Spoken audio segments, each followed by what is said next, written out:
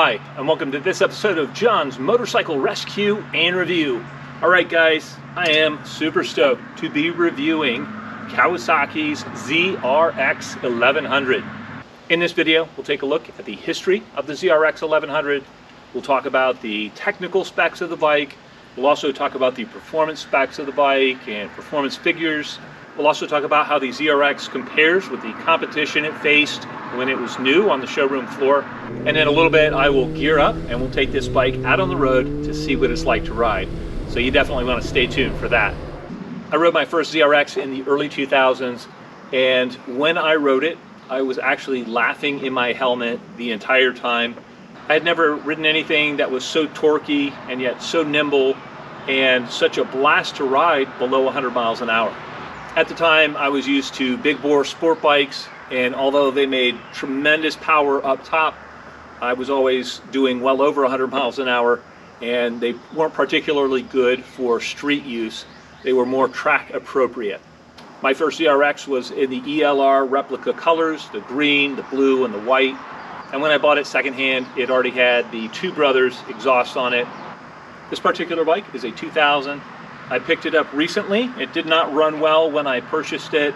I brought it back to life, and now this thing runs incredibly well. If you like great motorcycle related content and you want to help support this channel, please consider becoming a member. Members get perks like early access to new videos and bonus content on this channel, and your support will help me continue to make great quality motorcycling videos for you to enjoy. And I just want to give a special shout out to all of my members and subscribers, and those of you who participate in the comment section of this channel. Thank you guys so much. I could not do this without you. Looking at the history of the ZRX1100, it was designed from the outset to be a retro motorcycle. It is designed to look like the Kawasaki superbikes of the early 80s. And I think Kawasaki did an outstanding job with the styling, and they really captured that tough superbike look. And I have liked the way these bikes looked from the day I saw one in a magazine. Not only does the ZRX look like a superbike from the 80s, it also has some pretty serious performance to back up those aggressive looks. To give the ZRX serious punch out on the road, Kawasaki used a version of the motor that was found in their ZX11 Ninja motorcycle.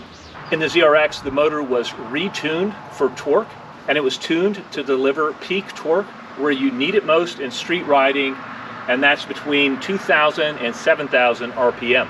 And though it doesn't deliver the all-out power of the ZX11, the ZRX makes the meat of its power where you are using it most in street riding, and it is an absolute blast to ride.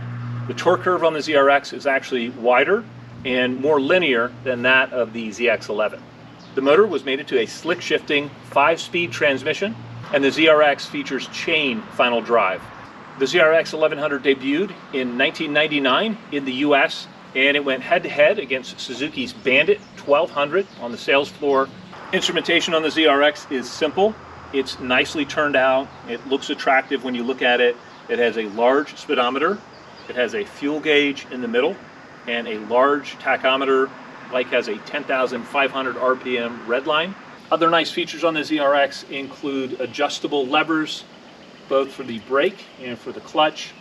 Maintenance-wise, the ZRX is very simple and easy to service, and for me the only letdown is the lack of a center stand. Looking at the technical specs on the ZRX, as I said before, it is powered by a 1052cc liquid-cooled inline 4-cylinder motor. It has dual overhead cams, and it features 4 valves per cylinder. The compression ratio in this motor is 10:1. It is fed by a bank of 4 36mm carburetors. One of the cool features that the ZRX has is Kawasaki's K-Trick ignition advance that is tied into the carburation, and it automatically advances or retards the ignition depending on throttle setting. The ZRX motor also features a counterbalancer to keep things smooth, and it is a smooth power plant out on the road. The gearbox in the ZRX is a 5-speed unit. The clutch is hydraulically activated, and it gives nice smooth engagement. The shift linkage on the ZRX is adjustable, so it fits a wide range of rider foot sizes and rider build types. The ZRX also features chain final drive. One of the really cool features that Kawasaki has on the ZRX is a tubular aluminum rear swing arm. This is a braced swing arm, and it's designed to look like the braced swing arm on their superbike racers from the 80s. Another really cool feature is the eccentric adjusters that Kawasaki has on the rear wheel. You simply loosen 2 bolts, and then you can adjust the whole assembly, and you can set your chain tension very, very quickly on this bike. Another cool thing about the eccentric adjusters is you can actually flip them and effectively raise the ride height of the rear of the bike and sharpen up the steering on the bike significantly if you choose to do so. The frame on the ZRX is a double cradle steel tube frame, and the backbone frame tubes are a beefy 41 millimeters. This gives the chassis lots of rigidity, and it contributes to the really good handling on the ZRX. It features 25 degrees of brake and 104 millimeters of trail, and the ZRX has a fairly compact 57-inch wheelbase. The suspension on the ZRX is also quite impressive. Up front, it has 43 millimeter conventional looking forks, and although they look conventional, they are cartridge style forks, and they feature spring preload adjustment, rebound adjustment, and compression damping adjustment. So it's fully adjustable up front. Likewise, out back, the conventional looking rear shocks on the ZRX are also fully adjustable. So you can adjust the spring preload, the rebound damping, and the compression damping on these as well. And they have a wide range of adjustment, and that really allows you to finely tailor the ride of the ZRX to suit your taste. And if you're going to do some more aggressive riding, you can firm up the suspension front and back fairly quickly. In the braking department, the ZRX features huge 6-piston calipers, and these are grabbing large 310 millimeter dual rotors up front. Out back, the ZRX has a 250 millimeter single disc, and that is acted on by a dual piston caliper. The ZRX features 17-inch wheels, front and back. Up front, the tire size is a 120, 70, 17. Out back, the ZRX is running a 170, 60, 17 rear tire. Those tire sizes are very common, and so when you're looking for tires for a ZRX, you have a wide range of matching sets of tires available for this bike, and that's really, really nice. Wet weight on the ZRX is 545 pounds. That's actually very similar to its 80s superbike counterparts. The seat height on the ZRX is 31.1 inches, and it features a 5.3 gallon gas tank. That large gas tank gives the ZRX meaningful range. I usually average about 40 miles per gallon on the ZRXs, and I've actually gotten over 200 miles on a tank of gas before hitting reserve. So that's riding it pretty conservatively. In normal riding, it's a little bit less than that. Looking at the performance specs on the ZRX, it runs 0 to 60 miles an hour in 2.9 seconds. It clocks off a quarter-mile time in the low 11-second range at 120 miles an hour. And the ZRX goes on to a top speed of 145 miles an hour, which is blisteringly fast on a bike where you're sitting pretty upright and you don't have all that much wind protection. Peak horsepower on the ZRX is 96.8 horsepower at right around 8,500 RPM, and the peak torque is 71.2 foot-pounds of torque at 5,750 RPM. What's really impressive is that the ZRX makes over 60 foot-pounds of torque between 3,000 RPM and 8,500 RPM. With that incredibly wide torque spread, you don't have to be aggressive with the shifting. This bike will pull hard on corner exits from 3,000 RPM on up. What's the ZRX like out on the road? I'm going to gear up, I'll bring the camera along, let's find out together. Let's ride.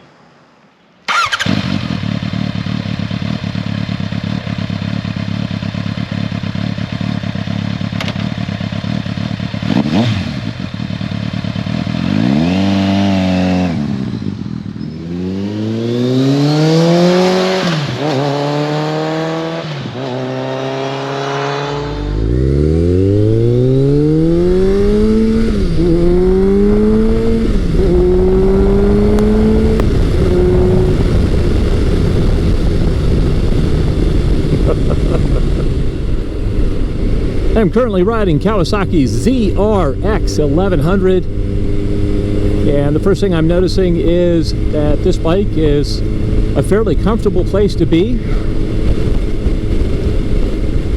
I would consider the seating position more of a sport standard style seating position, I've got a little bit of the reach to the bars. They are kind of directly out in front of me. And the one thing I'll note right away is that my feet are actually tucked up pretty high. I don't have an excessive amount of leg room on this machine.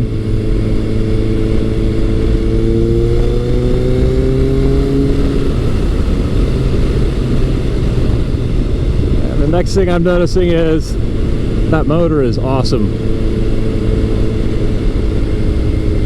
I'm tooling down through at about 55 miles an hour, and it's very smooth at this speed, and it has just instant pickup. Getting on the brakes are very easy to control. You've got lots of bite to them.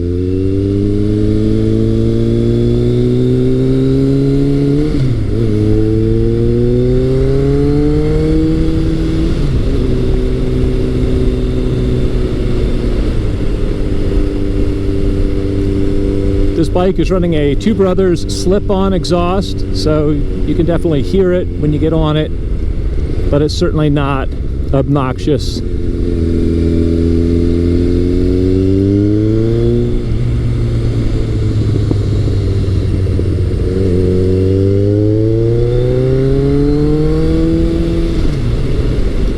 And there's that nice whoosh of power coming out of the corners.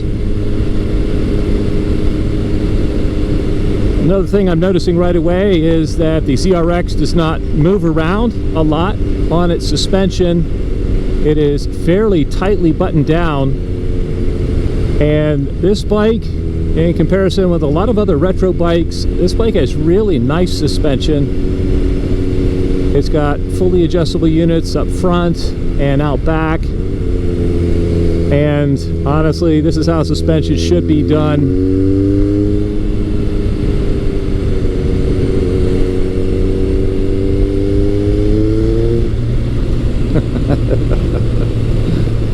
Oh man.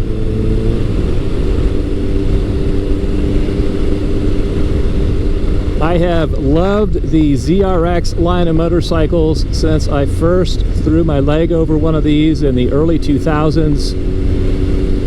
At that time I was having a very hard time being well behaved on a ZX9 motorcycle that I had.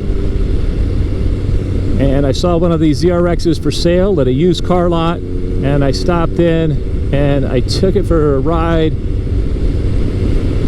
and I just found that it was so entertaining at more moderate speeds than I was used to on my ZX9, and it was also a whole lot more comfortable. And I love that Kawasaki decided to put the meat of the power band between about 2,000 and 6,000 RPM.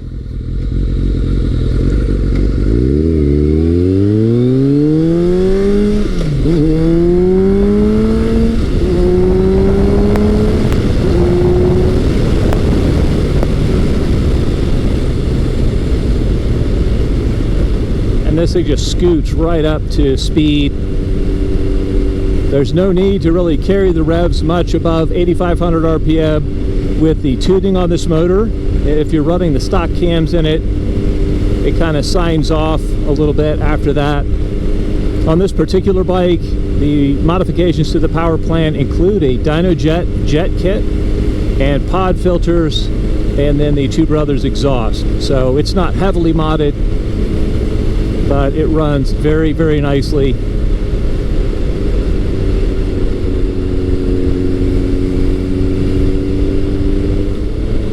One of the things I'm not really fond of on a stock ZRX is the seat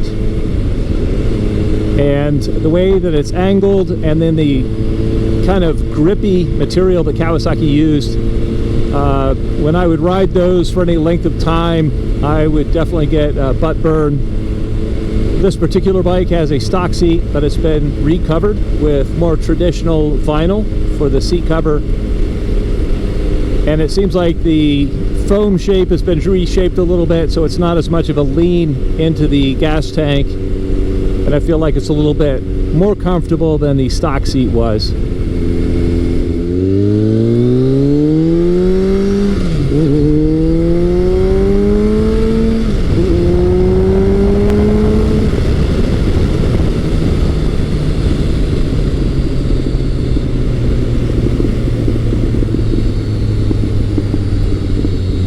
I've done several impromptu drag races on ZRXs over the years, and the most challenging part about doing that is the launch. The ZRX is going to wheelie if you give it full throttle in first gear.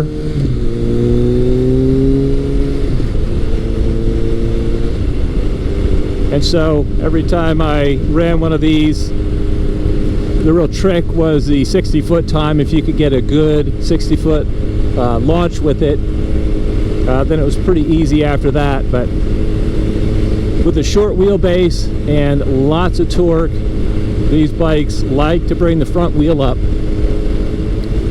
The aftermarket windshield that's on this bike actually has very nice wind protection. It breaks just enough of the wind coming over the top that I could ride this bike on the highway at least for an hour or so.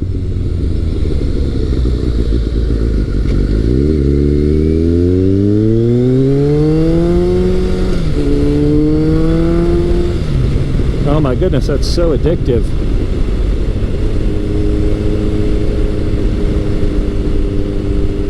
The feel of this power plant and the noise that it makes and the way that it makes power from so low in the RPM range, it is a little bit hard to be good because you just want to get on it every time you come out of a corner.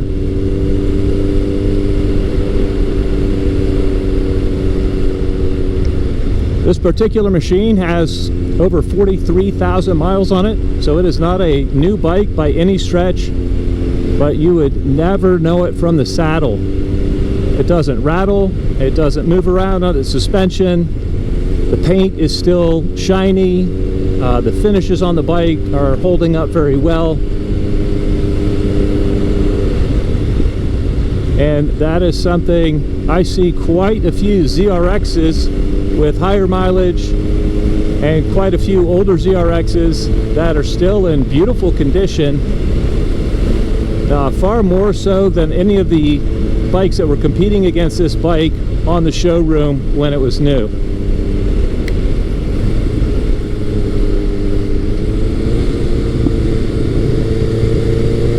This bike changes direction so easily.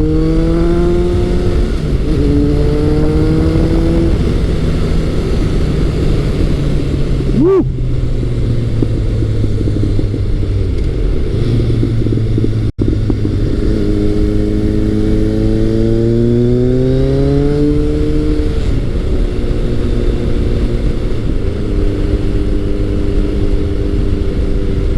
I wouldn't say that the ZRX is a good beginner bike. It just has too much power down low in the RPM range. But for experienced riders, it is a whole lot of fun. It takes almost no throttle turn to really wick it up and go quickly. You have to be pretty gentle on the throttle, use a little bit of finesse.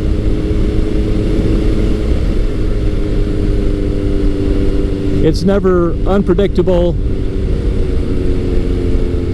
but it has a lot of power on tap.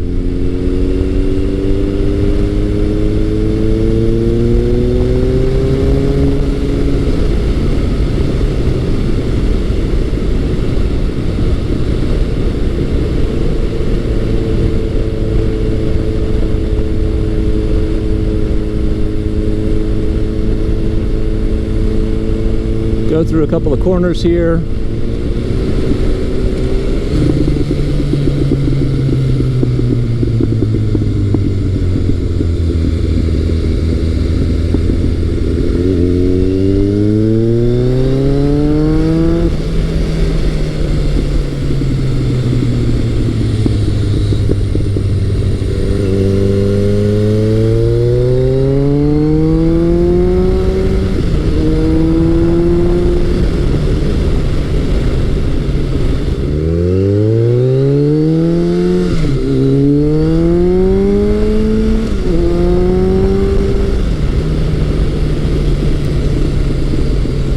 Shift quality on the ZRX is excellent.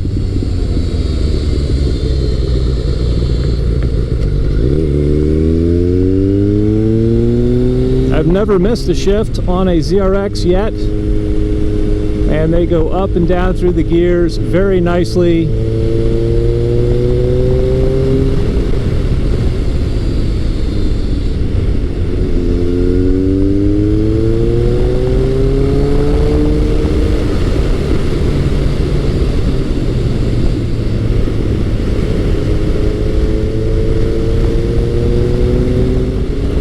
Handling is actually very nimble, and it feels much lighter than its wet weight would suggest.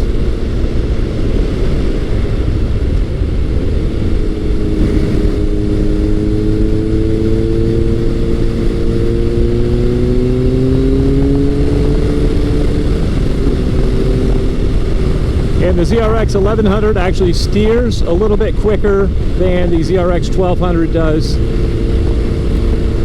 Due to the changes that were made on the 1200 to make it more stable and a little bit more relaxed.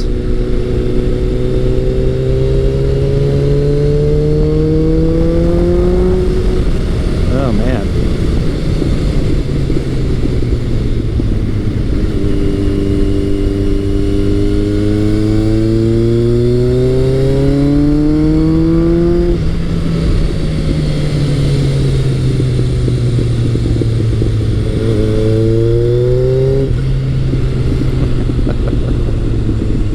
Man, that's awesome.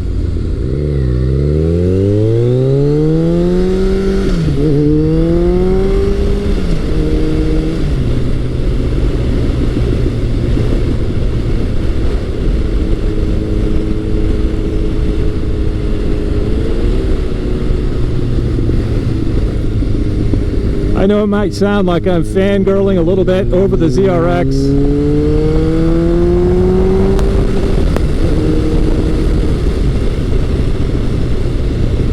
And it's so interesting to ride this bike. Now this bike is 26 years old. It's officially an antique here in Pennsylvania. And it's just shocking how well this bike has stood the test of time. It is just as entertaining today as it was the first time I threw a leg over it. It does everything just really well. And this is probably in the top 3 of my favorite UJMs ever built. The ZRX has a 5-speed transmission, and one complaint is that it could have used a 6-speed like the ZX11 had. And for backroad riding, it's really not an issue. At the speeds I usually ride, I don't miss a 6-speed transmission. But if you are doing more touring on the bike, it's helpful to gear it a little bit taller. And the stock gearing out on the highway can get a little bit, it just feels a little bit on and off with the throttle. And so if you're going along at a steady speed and you hit a sharp bump, any throttle input will either cause acceleration or deceleration. And so it's just not the smoothest highway bike to ride. But for most commuting and just joyriding and the back road riding that I usually do, the gearing is perfectly fine. This bike is very smooth. It has minimal vibration. Passing power is abundant as soon as you get on the throttle.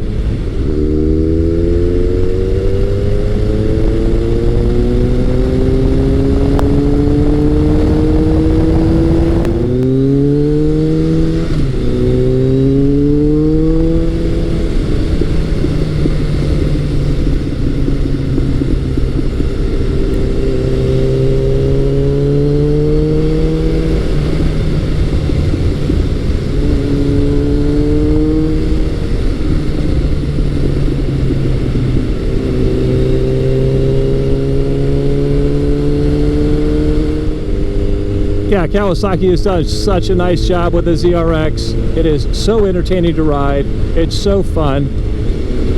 You can ride it slow and just thoroughly enjoy it. You can do some light duty touring on it if you wish.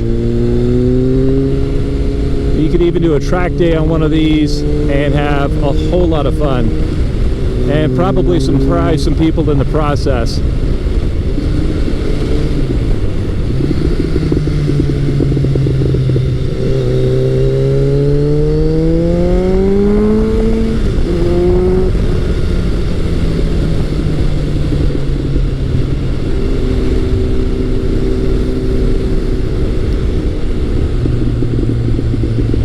Awesome.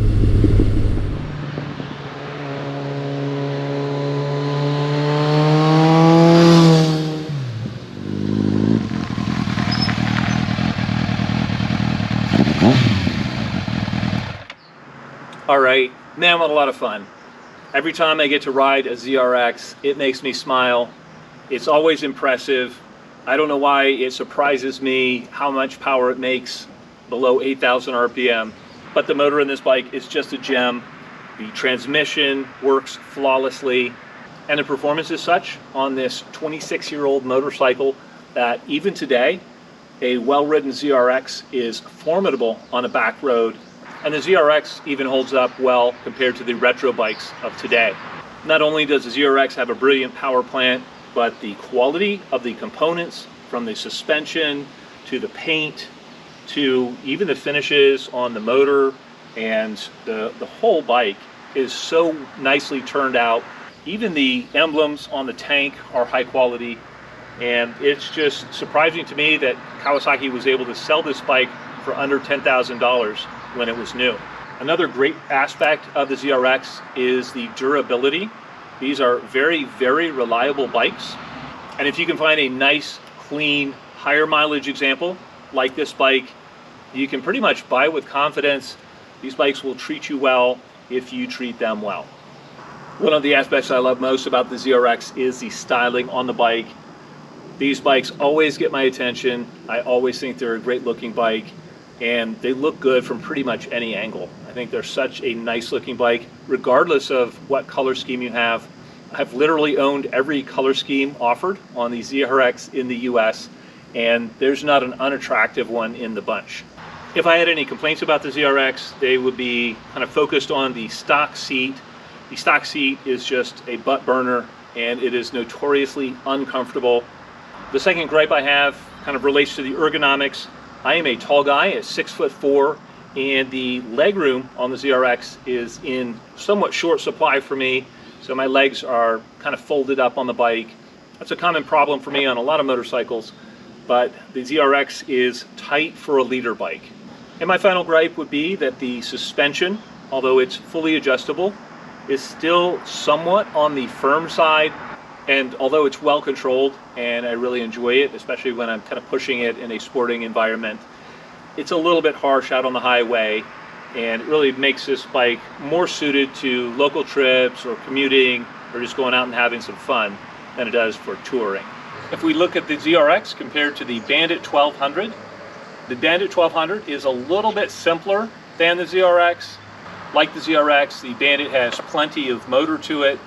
The suspension on the Bandit is also a little bit more on the plush side when compared to that of the ZRX, but it really falls short once you start to pick up the pace. Without modifying the stock suspension on a Bandit, I don't think they handle all that well. The front end is very soft on those, and so every Bandit that I owned, I had to go in and put spacers in the front end to firm up the front of the bike and give it better control when I was riding it aggressively. Styling wise, I still think the ZRX is a better looking bike than the Bandit, although that's subjective. They're both nice looking bikes. Another aspect where the Bandit kind of lets itself down is in the quality of the components on it and the quality of the finishes. I've seen so many Bandits with faded out paint, and they just don't seem to hold up that well over time. Ergonomically, the Bandit is roomier than the ZRX is, and it's more suited if you want to get out and do a little bit of touring. I think it's a more comfortable bike to tour on. In summary, in my book, Kawasaki just did a knockout job on the ZRX. It has held up well over time, and I think the fact that these are becoming more and more collectible reflects how good a bike this was from the beginning. If you hadn't ridden the ZRX and you get a chance, throw a leg over it, You won't be disappointed. They're a whole lot of fun. Well, I'd love to know what you guys think. If there are any ZRX fans out there, please let me know in the comment section below. As always, I hope you found this video entertaining and informative. And until next time, enjoy the ride.